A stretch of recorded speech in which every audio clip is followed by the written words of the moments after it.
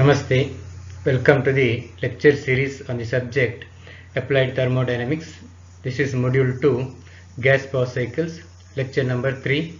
Myself, Dr. N. Satish Kumar, Associate Professor of Mechanical Engineering, Canara Engineering College, Bandwal. Now in the last lecture, that is lecture number 2, we started with the methods to improve the efficiency of the Brayton cycle, and we already studied one such method called as regeneration. Now here in this lecture we will study two more such methods. One is called as multi-stage compression with the intercooling. So you know that in case of a simple Brayton cycle, the compression is carried out in one stage, whereas in this multi-stage compression with intercooling, the compression is carried out in two stages. As you can see in the schematic diagram, so you can see two compressors. One is called as compressor with low pressure stage or LP compressor, and other one is HP compressor or high pressure stage. So one is the entry point to the LP compressor and two is the outlet. So then it is passed through a unit called as intercooler, because before you pass the air to the second stage or the LP compressor, so it has to be cooled. Otherwise the temperature will further increase in HP compressor, so the materials may not withstand this high temperature. So that is why you have to pass it through intercooler, and then it has to be fed to the HP compressor at point 3 or state 3 and compressed to high pressure at 4. Further it is passed through the combustion chamber, wherein constant pressure heat addition takes place, then 5 to 6 is the expansion, and 6 to 1 is again heat rejection, and then it enters the low pressure compressor at 1, and the cycle gets repeated.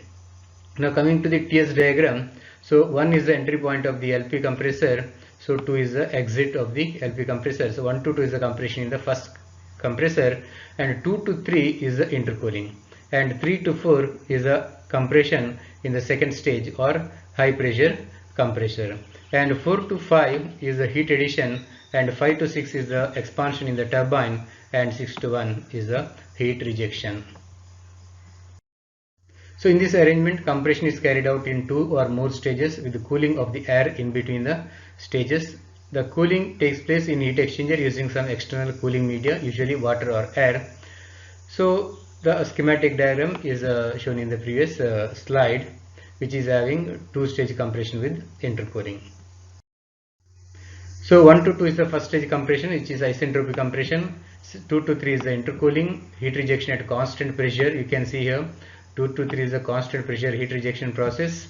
Then 3 to 4 is the second stage compression, which is also isentropic.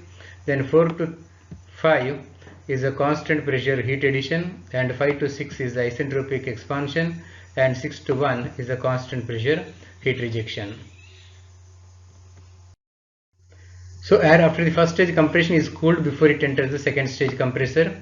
If air is cooled to the temperature equal to the initial temperature, that is T1 is equal to T3, so then we call intercooling to be perfect. So generally it will be the perfect intercooling. So I repeat, here in the first stage the temperature of the air is increased from T1 to T2. In intercooler the T2 temperature is reduced. Suppose if it is reduced back to initial temperature, that is T3 is equal to T1, so then it is called as perfect intercooling. But in practice T3 will be greater than T1. Suppose if it is equal, it is perfect intercooling, but in reality, so T3 will be a bit higher than T1. So multi-stage compressor with intercooling actually decreases the cycle efficiency. This is because of the average temperature of heat addition, T addition for the cycle 1, 2, 3, 4, 5, 6 as compared to the simple Brayton cycle 1, 2-5, 6 with the initial state 1 is less. So the mean temperature of heat addition is less for a Brayton cycle with the two-stage compression than if the compression is carried out in single stage. So that is the cycle 1, 2-5, 6. So that you can see by going back to the TS diagram. So average temperature of heat rejection also reduces, but only marginally. Though there is decrease in average temperature of heat rejection, but it is by a small quantity. Hence, efficiency is less for the modified cycle. However, if you use a regenerator, right, and the heat added at lower temperature range comes from the exhaust gases from the turbine. So the regenerator, so the temperature of the exhaust gases are, if it is usually it is higher than the compressor outlet, so it is absorbed using a regenerator. So then it may help in increase the efficiency. So there may be an increase in efficiency when multi-stage compression with intercooling is used in conjunction with the regenerator. So that is very, very important. So whenever you go for multi-stage compression, so better to go for along with the regenerator, so that you can improve the efficiency of the cycle.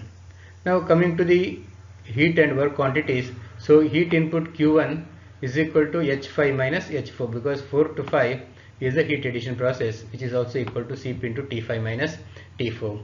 Wt, that is turbine work output, is H5 minus H6, because 5 to 6 is the expansion work in the turbine, so which is also equal to Cp into T5 minus T6. And compression, since it is carried out in two stages, so 1 to 2 is the first stage compression and 3 to 4 is the second stage compression. So to add two compressor works, that is H2 minus H1 and H4 minus H3, that can be written as Cp into T2 minus T1 plus T4 minus T3. So net work output W net is equal to Wt minus Wc is equal to Cp into T5 minus T6 minus of T2 minus T1 plus T4 minus T3, and efficiency eta is equal to 1 minus Q2 by Q1, which is also equal to W net by Q1 is equal to T5 minus T6 minus of T2 minus T1 plus T4 minus T3 divided by T5 minus T4. So this is how we get the efficiency of a multi-stage compression with intercooling.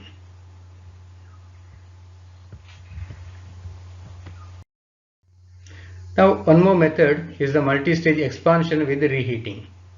So here expansion is carried out in two stages, LP turbine and HP turbine. As you can see, so air enters the compressor at state 1, undergoes compression to pressure and temperature T2 in the compressor. So then heat addition takes place to this compressed air, and that air at high temperature enters the LP turbine at point 3 and undergoes expansion and leaves the LP turbine at 4.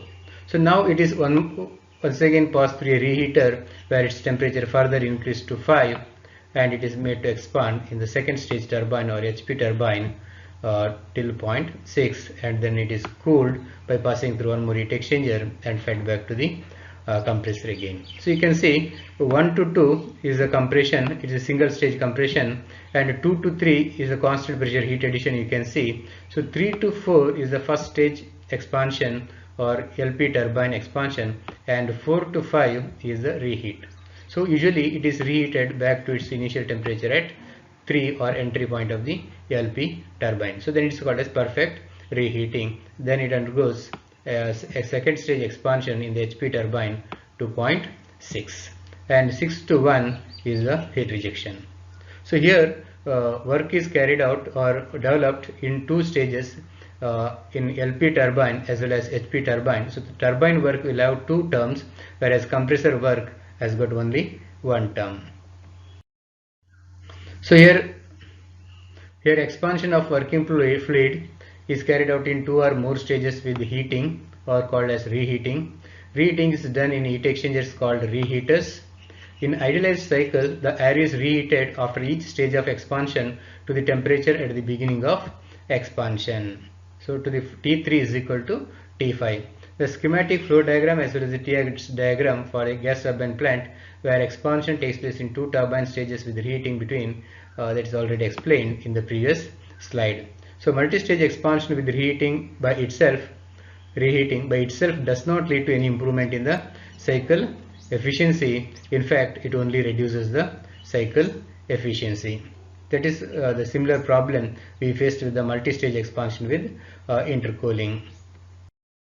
So however, this modification together with regeneration may result in an increase in cycle efficiency. So like similar to multi-stage compression, here also suppose if you go for regeneration So then your cycle efficiency will be increased. So it can be seen from the TS diagram that turbine exhaust temperature is much higher than when multi-stage compression expansion with reheating is used as compared to the simple Brayton cycle. So the turbine exhaust temperature is much higher when multi-stage expansion with reheating is used as compared to the simple Brayton cycle. So this makes use of regenerator more effective and lead to high efficiency, because regenerator is always effective when the turbine exhaust temperature is higher than the air leaving the compressor, and that is true in case of multi-stage expansion with reheating.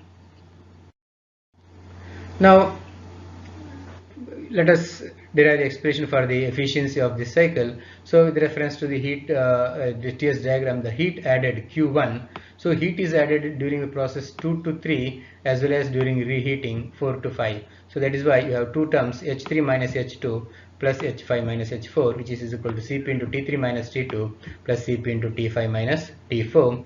And turbine output is two turbines, 3 to 4 and 5 to 6. As you can see, expansion is also carried out in two stages. So H3 minus H4 first stage turbine or LP turbine, and H5 minus H6 the work output of the second stage or HP turbine, or WT you can write as Cp into T3 minus T4 plus Cp into T5 minus T6. Since compression is carried out in only one stage, WC is equal to H2 minus H1 is equal to Cp into T2 minus T1. And efficiency, as you know, eta is equal to Wt minus Wc by Q1. So you can write as T3 minus T4 plus T5 minus T6 minus of T2 minus T1 divided by T3 minus T2 plus T5 minus T4. That is nothing but, denominator is nothing but the heat input. So with this I conclude this lecture number 3 also, and will meet you with lecture number 4. Thank you.